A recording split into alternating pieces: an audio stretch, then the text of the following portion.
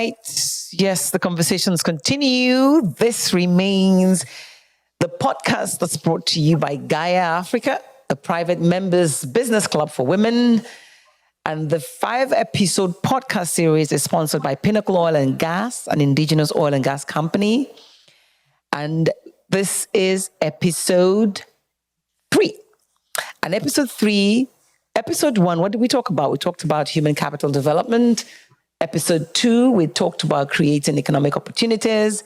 Now we're talking about leveraging on technology. And all of this is around the area of ensuring that we do move the needle of women's presence, both in the corporate sector and in the general economic world of our world, especially Nigeria. We are leaving $26 million on the table around the world, and that shouldn't happen. And I have very diverse guests today because we have a male in the house. But I'm going to start with our guests who are signing in from the UK. I have Ms. Odunayo Eweniyi. Hello, how are you doing today, Odun? Hi, That's I'm good. good, thank you. Good to see you. Odun is the co-founder and chief operations officer for Piggyvest, the largest digital and investment platform in Nigeria. She previously co-founded pushcv.com, one of the largest job sites in Africa, with the largest database of pre-screened candidates. She's a board member of Village Capital, the most active supporter of impact-driven seed-stage entrepreneurs in the world. And she was featured on Bloomberg Business Weekly's 2020 Bloomberg 50 list, an annual list of innovators, entrepreneurs, and leaders who have changed the global business landscape over the past year. Wonderful. It's good to have you, Odunayo. And I have Mrs. Adedoyin Odunfa. She's the managing director and chief executive officer of Digital Jewels. She is an African business leader and techpreneur with almost 30 years of professional practice, and she's focused on enhancing the strategic value of IT in organizations through value-adding interventions across the information value chain. She is a founder and group CEO of a company, a leading ITGRC consulting and capacity building firm, Digital Jewels Limited.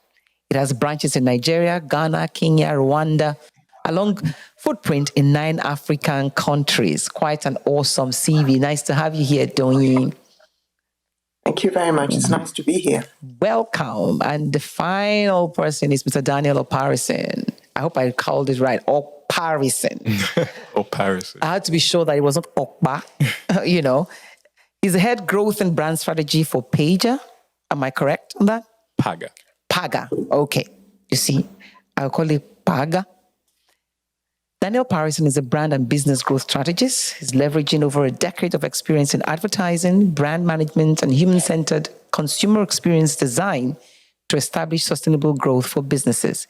He leads growth and brand strategy at Paga, covering business intelligence, integrated marketing, customer service experience, data analytics, advertising, human capital design, and Bugwe, and all of that.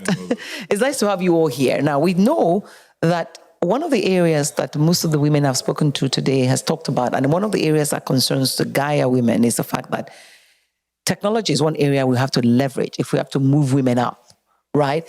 And we also spoke about the fact that STEM is one area that women don't go. So I would like each one of you to take a minute to explain to me what you think about women's presence in that technological space. So I will start with Doyin, because Doyin is in the older category, and then Odunayo will take it right from there and say, have things changed? Let's go. Okay, thank you. So clearly, women are underrepresented in technology. We know that, especially in Nigeria. And I've grown up in technology in Africa, and I've seen that many times I'm the only woman in the room. I remember in my younger days, I would start training programs, say, good morning, gentlemen, you know. The female and the male toilets available, use whichever one you want, because there was no female in the room. But things have changed since then. Not in as much, we haven't made as much progress as I'd liked us to make, but they've changed a little bit. So if we look at it from the national point of view, prior to 2008, we didn't have a specific focus on the role of technology in economic development. And that changed when we had a Minister of Communications Technology who also happened to be a woman with a clear parity focus. Some may argue that the first discontinuity or disruption occurred before that, when the telecoms industry was liberalized and the GSM companies coming in. And that did have a profound impact because all of a sudden there was an industry that needed lots of people, male, female, as long as you are professional and you've got the competencies. And that, I think, sort of stirred up and opened the opportunity for tech, not just for women, but for professionals. And then we had the minister to put in some foundational principles, in place so that there would be development using technology and women will be part of the game. And then now we have a ministry who has renamed itself as the Ministry of Communications and Digital Transformation, I think it's called. Basically, to focus on the fact that technology has a role to be leveraged in economic development. And I think that's a good start. Now, the truth is, whether or not it's focusing specifically on if technology is truly leveraged in economic development in Nigeria, everybody will benefit. Not just the women. So that's one major thing that I see. Now, do they have a specific focus on females? Well, what I've seen, they're full of programs, around, there's one thing now talking about digital girls, about female empowerment. Is it enough? Can it really move the needle, given the quantum of the challenge that we face in gender parity? Probably not. We probably need a lot more policy-driven type of vehicles to be able to close the gap that we face today. So that's just sort of the way that I see it. And I think that technology has all that's required for females to thrive. As I said, I have grown up with technology. And I'm sure you will agree with me when I say that better. I'm sorry, the only man who doesn't think so. So with technology, we're jumping multiple balls continuously. We're learning continuously. You're learning and you're unlearning continuously. You just can't afford to stop. And so I think that it's a ready-made field for women. However, what needs to be done to encourage women to touch STEM, and I'm sure we're going to speak about that a little bit more. But I'd like to say, really, we have to start early.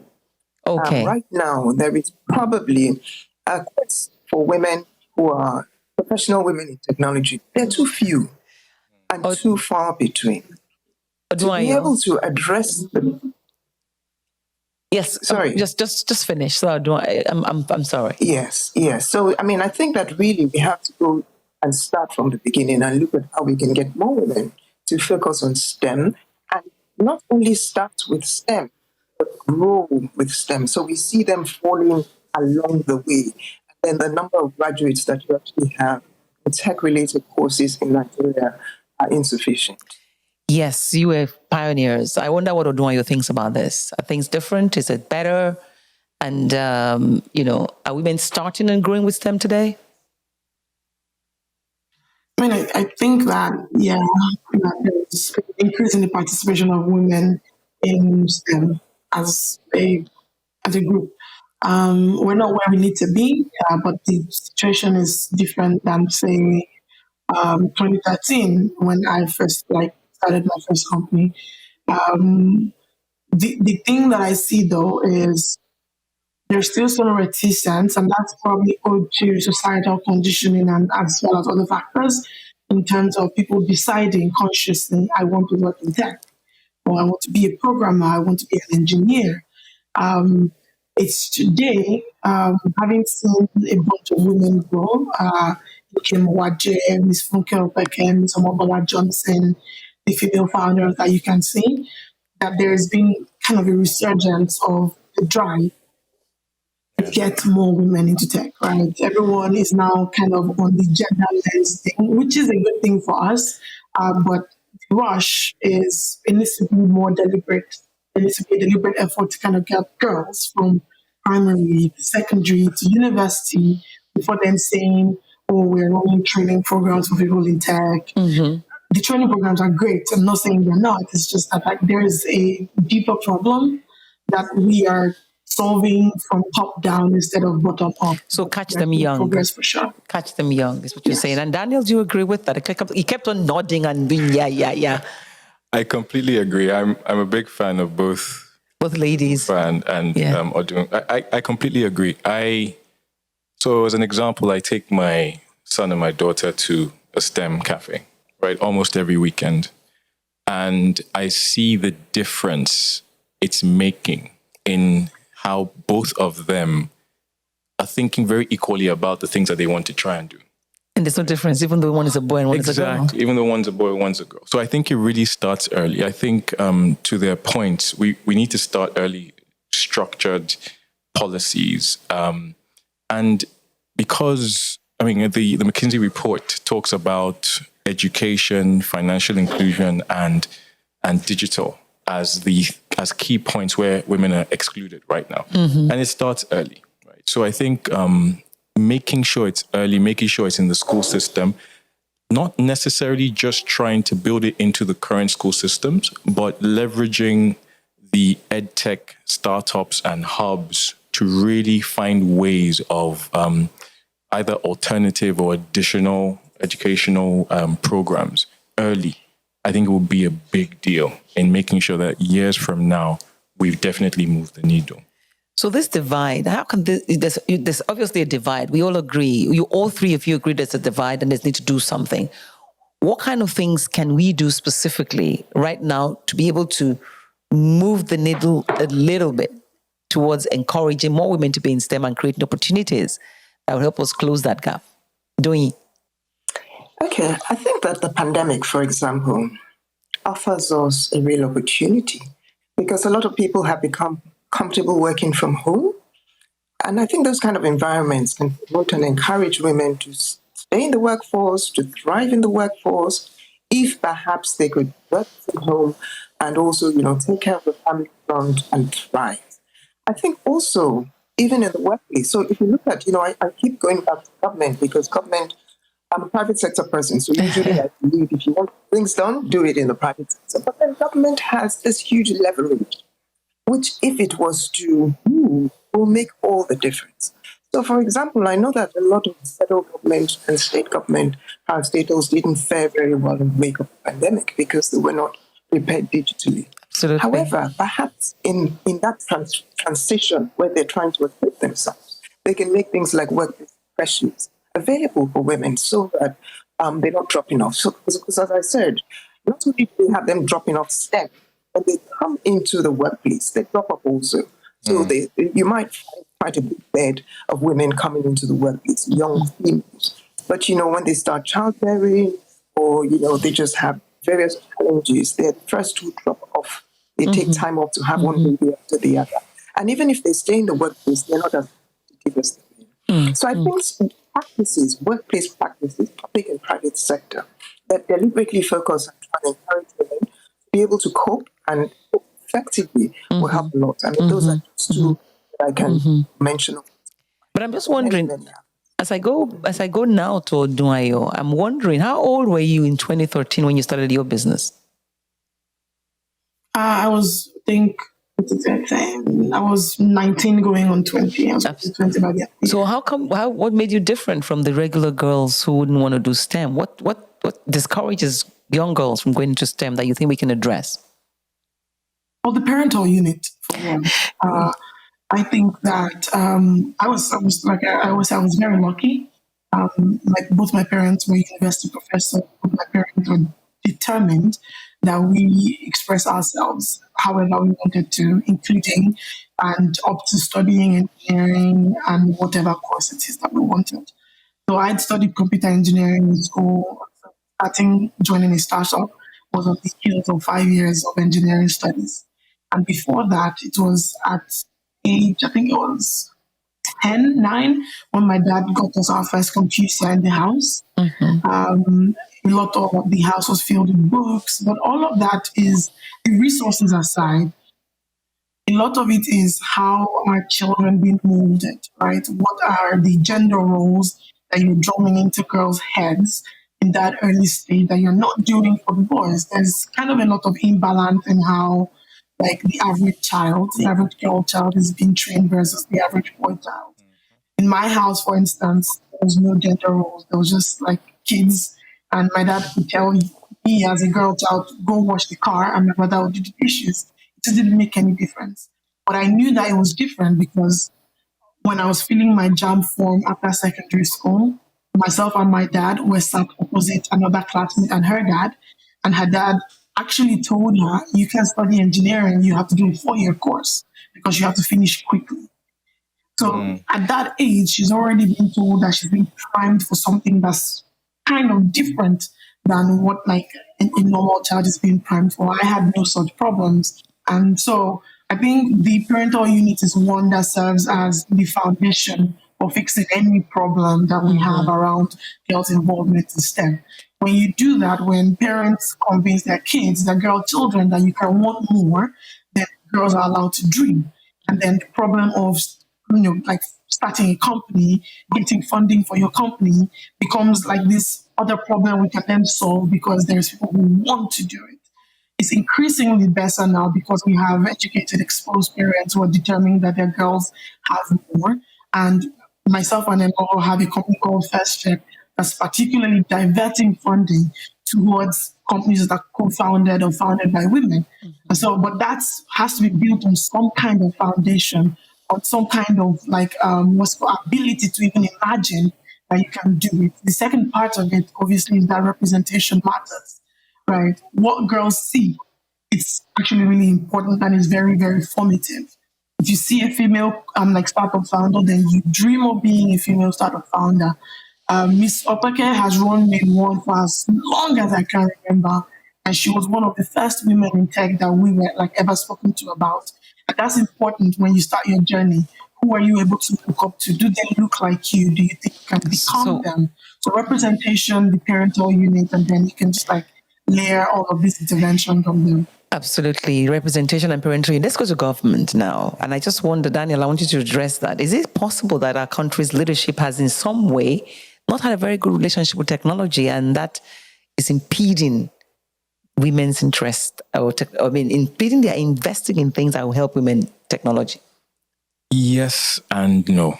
There was a time where I think it would literally just be, yes, they are impeding and they haven't helped the situation. I think there are a few things that they're doing now. So, yes, because, let's think about what it is for technology to actually help women. In my view, it's allowing them voice their thoughts, ideas, opinions, connect, empower, right? Women connecting and empowering other women, women creating and solving solutions and solving challenges that are not necessarily just challenges for women, challenges for society as a whole, right? And building their lives and businesses. So, yes, they impede when you do things like shut down a social network. Well, I had Twitter a few months ago, right? Because as an example, and I think Odun was part of the feminist coalition that used Twitter as one of the channels to really drive the movement and the conversation during the NSARS movement, right? Multiple things like that, some large scale, some smaller scale, that are really making a difference to the way people are thinking or waking up to challenges and issues, right? Some fundamental, some financial, some just social issues. So you shut down a network like that. That's a decision made somewhere, but affects so many people. People lost business income because some people were acquiring and managing the customers on there. So on that front, yes, they are not helping at all. Indirectly, I'd say some of the work with the startup bill, which again wasn't, in my view or in my understanding, driven singularly or initially by government, but by individuals within government, right? In my view, that is one of the things that is slowly a change or helping, with my understanding of the startup bill is short-term and long-term, it will help a lot of people, obviously including female-led startups and ventures, right? So I think it's a yes and no, but I do think if I had to pick gun to the head, it would be more a no. More a yes that they're impeding. More a yes that they're impeding, or more a no that they're not doing enough. Yes. So now, Odoyin, can you tell me, I wonder, as someone who's, I'm a technophobe, but my fear of technology had to be confronted when COVID struck. and I realize it's really not much. So given that fact, right, I'm wondering what you think can be deliberate policies that can help open this space, especially because going by what Daniel has just said, it looks like this digital space is one that women can easily work in more. I'm sure you agree with that. So how can government be specific about developing it? Well, to start with, I mean, the statistics show us that the girl child is out of school much more than the boy child. So they start school later, and we have policies that ensure that they start school in good time and that they stay in school. You know, Odunayo had spoken to some of the sort of role model challenges. So the girl child is saddled with a lot more chores, household chores, parental assistance. You know, that's not going to change overnight. But let's at least make sure that they're actually in school. That's a start. When they're in school, there has to be a consciousness not to discourage them from STEM courses or STEM careers. I once interviewed a young lady many years ago who just started digital jewels. She had an engineering degree and therefore thought, and she had a good degree, we thought she was interviewing as a consultant. And, you know, in the course of the interview, it became clear she was actually looking for a human resource role. And I asked her why, and she looked at me and she said, as if, you know, I didn't know. She said, I'm a woman. Wow. I can't be an engineer. That's self-limitation. I was shocked. Yes. So we've got to deal with those kind of mindsets. And then we have to make sure that when they actually get into the workplace, as I said, the workplace policies are made.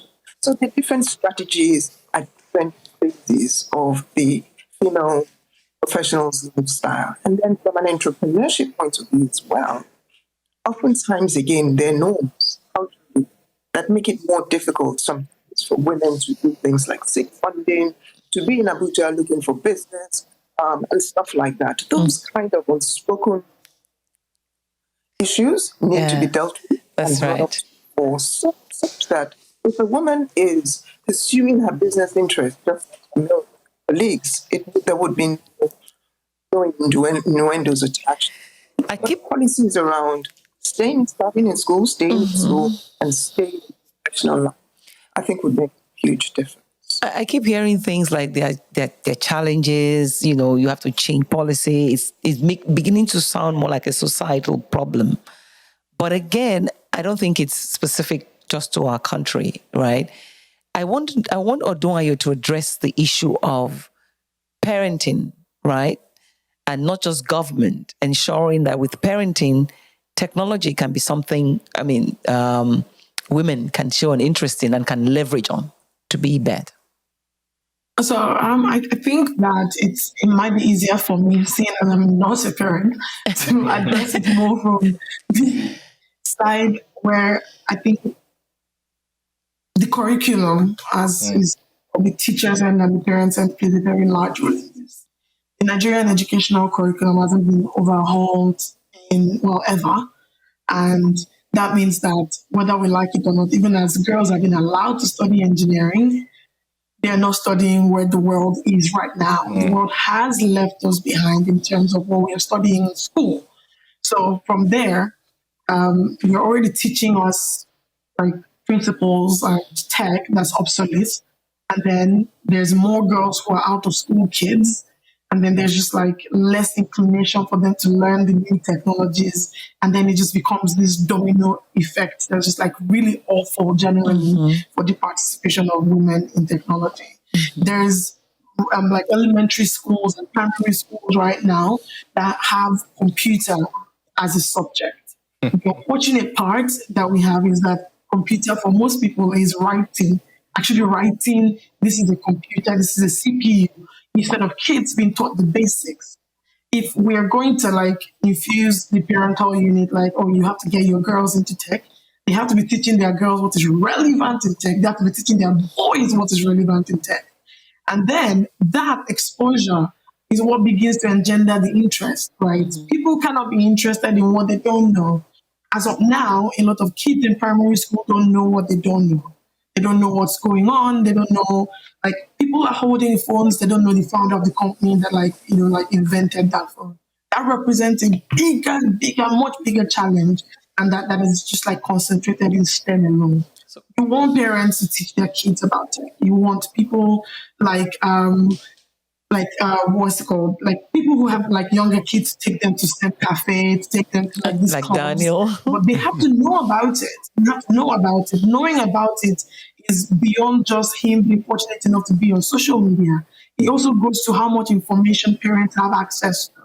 The problem is very, very layered in a way that prevents me from blaming any one party for it just kind of like not being right. There is a role that we all have to play, the teachers, the parents, and then the government, because the only people who can really bring our curriculum into the 21st century, and then we begin to make those interventions on top of the curriculum change, will be the government. Thank you. There's never enough time when you're having interesting conversations. But Daniel, as we round up now, I'd like you to say what you think is the most critical thing we need to know if we must leverage on technology in a way that will move women forward and give them more opportunities. Deliberate exposure and empowerment. Deliberate exposure and empowerment. And I think that cuts across the different parties that Mrs. Odunfa and Odun have spoken to. Exposure, because she's right. If the parent didn't have that exposure, they wouldn't know to get their children the exposure.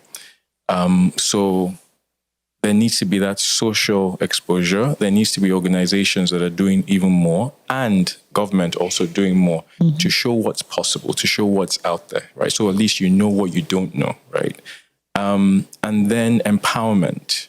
Definitely not limiting the tech, the hubs, the ventures, the startups that are happening, but not limiting them, but then leveraging them, encouraging them, financing them so that they can do more, right? I mean, there are many, when it comes to EdTech, there's ULesson, there's Alt School, there's incubators, Incubator Africa. There are many of them out there that are trying to do this, right? But they need a lot more access. They need a lot more support. And I think that will help the exposure and empowerment, right? And hopefully it cuts through these layers, and over the next few years, we can look back and say, you know what, we have actually moved the needle. Which is why I'd ask Adedoyin to her final word should be, let's look at 5 years down the line where, for example, technology is more, where do you see technology in Nigeria 5 years down the line? Where would you like to see it? I'd like to see it completely mainstream. That means for me that everybody in Nigeria is able to utilize technology effectively. So there are probably two big buckets. The professionals who have to make the industry work and tick and beneficial, and the users. On both sides of the divide, I would like to see quantum leaps whereby, females feel interested, they feel incentivized, they feel as if a technology career is going to be beneficial for them. And for this, we need consistency and intentionality, because we have to, it's not just going to happen that way. We have to make sure that we're very intentional at every stage of development. What kind of targets do we want for females? Okay, so I see I can see a future in 5 years' time where I'm not interviewing an engineer who says she wants to end up in human resources. I would like to be able to come into a forum or a room or a platform and see as many women in the room as men. I would like to also see more female tech leaders spotlighted as mentors, as role models for the younger ones to be able to aspire to be them. Career. So, Odunayo, I think you have just like 30 seconds to tell me what you see in 5 years. In 5 years, I just see a lot more disruption. I see a disruption of the educational system. I see a disruption of the tech system. And I see a concentration of capital going to women, because the world will finally see that investing in girls and women can be economic and not just impact-driven. Thank you very much to all three of you, Odunayo and Adedoyin, calling in from London. I appreciate you. And thank you also, Daniel, for spending time with us on this podcast. And you all are saying in 5 years, especially as Adedoyin says, technology will be mainstream. Government would have done all the right things, done all the policies, parents will raise their kids, not to limit them. And therefore, with every technology, we just might be able to move the needle a little bit. Are we correct? Yes. Thank you very much. That's it. Thank you. Thank you. Bye.